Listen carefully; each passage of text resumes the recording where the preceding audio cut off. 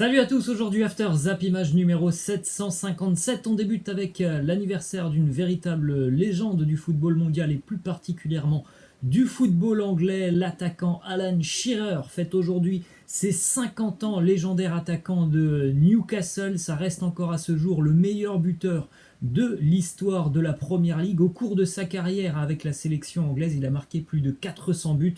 Là, il en a marqué donc sur ses statistiques 326, c'est avec les trois clubs anglais par lesquels il est passé au cours de sa carrière, à savoir Newcastle où il a évolué 10 ans. Il a aussi joué du côté de Blackburn et de Southampton, un attaquant vraiment très très efficace dans la surface de réparation et en plus de ça un attaquant hyper complet. Il marquait de la tête, il avait une frappe très très puissante, une frappe assez lourde et c'était quelqu'un de très très costaud. Il bougeait en général beaucoup les défenses adverses, ça reste l'un des meilleurs attaquants du monde.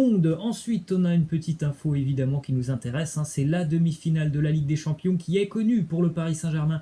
Le PSG affrontera mardi prochain les Allemands du RB Leipzig. On aura donc le droit de voir ces retrouvailles entre Neymar et Christopher Nkunku, plus particulièrement entre Nkunku et le Paris Saint-Germain. On rappelle que Christopher Nkunku a quitté le PSG il n'y a même pas un an pour rejoindre l'Allemagne et Leipzig, et ça se passe plutôt bien pour lui cette année en termes de statistiques. Et donc il aura la possibilité de retrouver le PSG en demi-finale de la Ligue des Champions. C'est un petit peu fou comme histoire pour Nkunku. Je pense pas qu'en quittant Paris, il s'est dit dès la première année on va aller en demi-finale de la Ligue des Champions. On jette un petit coup d'œil aux cotes pour cette demi-finale de la Ligue des Champions. Les cotes BetClick, bon évidemment, surtout les bookmakers, les cotes se rapprochent de celles que l'on peut voir sur cette photo. Le Paris Saint-Germain est très largement favori face aux Allemands du RB Leipzig.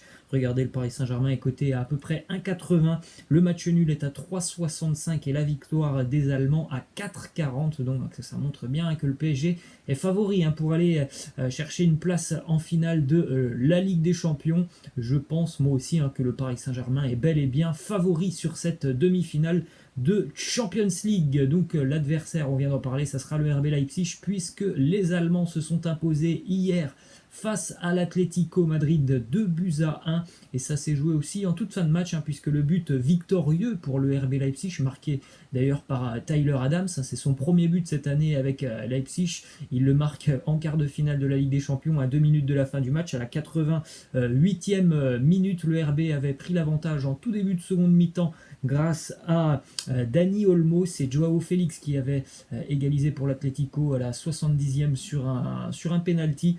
C'est une victoire, je trouve, méritée pour le RB Leipzig qui fait un très bon match. Je m'attendais à voir un Leipzig un peu plus timoré sur ce match. Pas du tout, on a retrouvé une très très belle équipe du RB. Par contre, j'ai été très déçu de la performance de l'Atlético Madrid. C'est pas l'Atlético que je connais, que j'ai vu hier. En tout cas, bravo aux Allemands, ça joue toujours très très bien du côté du RB Leipzig. Il y a une belle philosophie de jeu de la part de cette équipe de Julian Nagelsmann. D'ailleurs, regardez un petit peu le premier but inscrit par le RB Leipzig en tout début de seconde mi-temps par Dani Olmo. Il y a eu 18 passes dans l'action qui a mené à ce premier but inscrit par le RB Leipzig.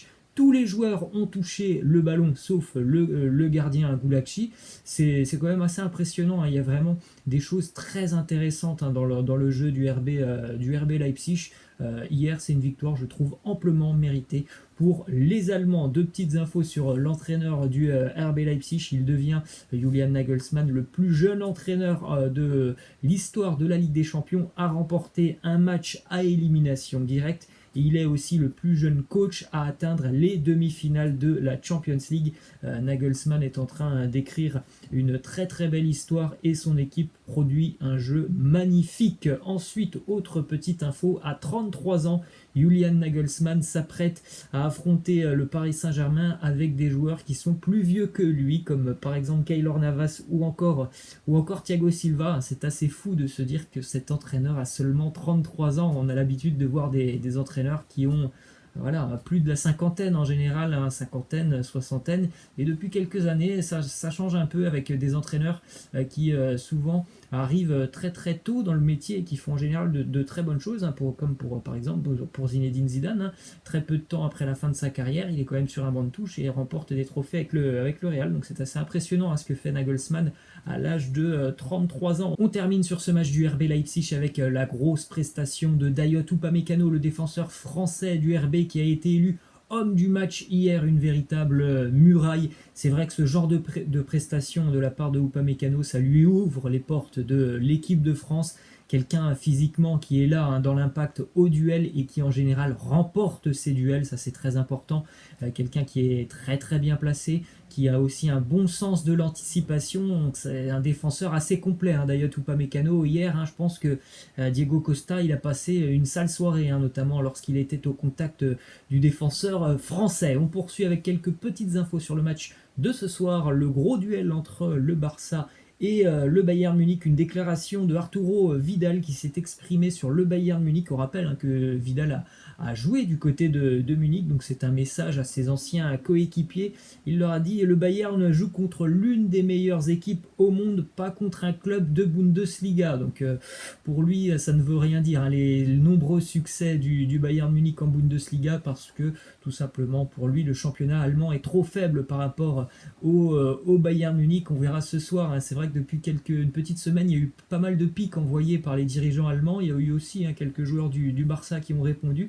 Ça promet un joli duel ce soir entre ces deux monstres du football. Ensuite, on a une déclaration d'une légende du football allemand, Bernd Schuster, qui s'exprime sur le Barça et Léo Messi. Il nous dit: Barcelone est plus dépendant de Messi qu'il ne l'a jamais été. Messi peut encore gagner des matchs par lui-même. Il n'y a que deux options pour le Barça cette saison: que Messi ait marqué, ou alors qu'il fasse un match de classe mondiale sans le ballon. J'en avais déjà parlé la semaine dernière, je suis à peu près d'accord avec cette déclaration. Si Messi n'est pas dans un bon soir, ce sera, je pense, très très compliqué pour le Barça, mais on va pas se mentir, c'est quand même très très rare que Lionel Messi rate un match, et évidemment il est capable à lui seul de faire beaucoup de mal à la défense bavaroise, même si pour moi il n'y a pas photo. Collectivement, le Bayern est largement au-dessus du Barça. Ensuite, on a une petite info du côté de Liverpool. On a officiellement entamé les discussions avec le Bayern Munich pour Thiago Alcantara. On sait que du côté du Bayern, Thiago Alcantara ne sera plus là l'année prochaine, et Hansi Flick, l'entraîneur, s'est déjà exprimé. Il a dit: il y a de fortes chances que Alcantara soit en première ligue l'année prochaine, et il y a deux clubs qui sont intéressés, Liverpool et Manchester City. On verra quel club choisira Thiago Alcantara. Ensuite, du côté du Borussia Mönchengladbach, première saison pour lui en Bundesliga. Le français Marcus Thuram a été récompensé de sa très belle année avec les Poulains de Gladbach, puisqu'il a été élu tout simplement joueur de l'année par les supporters du Borussia Mönchengladbach. On prend la direction de l'Angleterre maintenant avec une déclaration de Mesut Özil.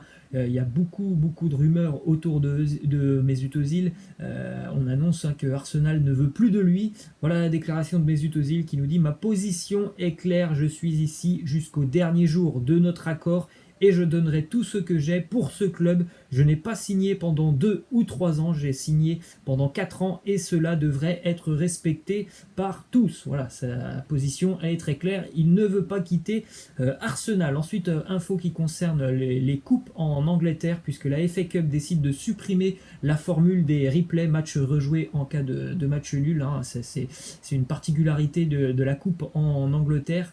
Lorsqu'il y a un match nul, on rejoue un match. Il n'y a pas de prolongation ou de séance de tir au but, on rejoue un autre match. Donc évidemment, le calendrier était parfois surchargé, et ça sera un petit peu la même chose pour la Carabao Cup, puisque maintenant les demi-finales se joueront en aller simple et plus en aller-retour. On poursuit avec une déclaration de Blaise Matuidi sur la fin de sa carrière en Europe. Il nous dit: ma carrière est longue, elle n'est pas finie, loin de là. En Europe, je pense avoir fait ce qu'il fallait. Je ne pensais pas pouvoir atteindre le niveau que j'ai déjà pu atteindre il y a quelques années. Je ne voulais pas faire la saison de trop, mais partir grandi. C'est la fin d'une belle aventure pour Matuidi.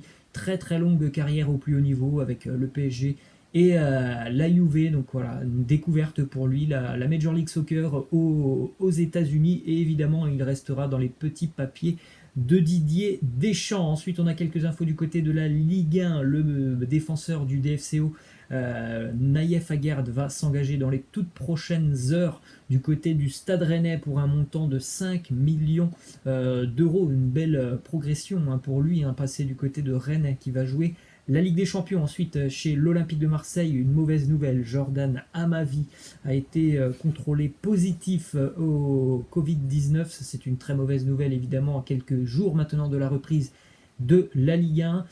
En plus de ça, le match amical qui devait avoir lieu ce week-end face à Stuttgart est annulé. Évidemment, on a une déclaration de l'entraîneur André Villas-Boas sur le mercato marseillais. Il nous dit Idrissa Gueye et Balerdi étaient les cibles prioritaires. Donc tant mieux pour l'OM, elles sont là. Il manque encore 2 joueurs. J'espère aussi qu'on pourra aller sur les priorités, mais cela va être un peu plus difficile. On a cru comprendre que l'OM était intéressé à l'idée de recruter justement une doublure à Amavi et puis pourquoi pas une doublure à Benedetto. D'après Villas-Boas, ça sera compliqué d'aller chercher les cibles prioritaires de ce mercato. Ensuite, une info qui concerne le rachat de l'Olympique de Marseille. La banque d'affaires mandatée par Ajroudi pour le rachat de l'Olympique de Marseille. Cette banque d'affaires, c'est Wingate. On a une déclaration d'un représentant de Wingate qui nous dit « Nous continuons à discuter de manière professionnelle et confidentielle, sans pression, ni de la presse, ni de quiconque. » Donc c'est toujours pas terminé, hein, ces discussions de la part de ce fonds d'investissement émirati.